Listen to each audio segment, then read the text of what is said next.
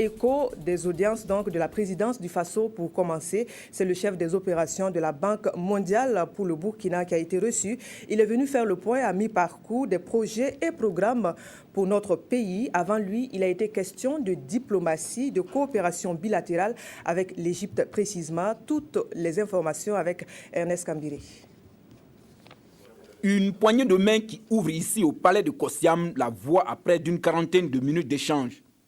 Un temps mis à profit par le président du Faso, Michel Kafando, et Ousmane Diagana, chef des opérations de la Banque mondiale pour le Burkina, pour partager ensemble les résultats des différents projets et programmes financés par la banque, objet du séjour du directeur des opérations de la banque au Burkina.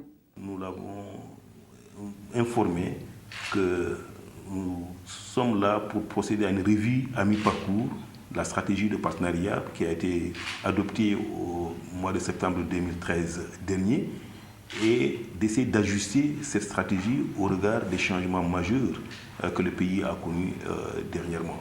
Et dans ce contexte, voir quel type d'instruments nouveaux et programmes nouveaux on peut financer au Burkina Faso pour l'aider à réussir non seulement la transition économique, mais également son objectif de lutter contre la pauvreté et de créer la richesse pour tout le pays.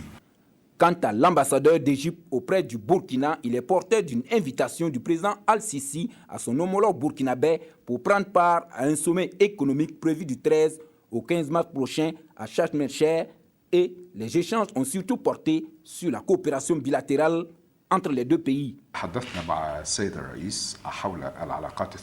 Ils ont, avec son Excellence, Monsieur le Président du Faso, discuté sur les relations bilatérales qui existent donc, entre les deux pays. Donc l'Égypte est prête donc, à aider le Burkina dans cette transition.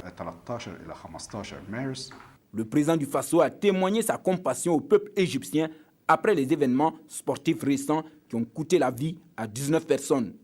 En ce qui concerne la crise que traverse le Burkina, le président égyptien, par la voix de son diplomate, a souhaité que la transition se déroule sans heurts et que les prochaines élections se passent dans de meilleures conditions.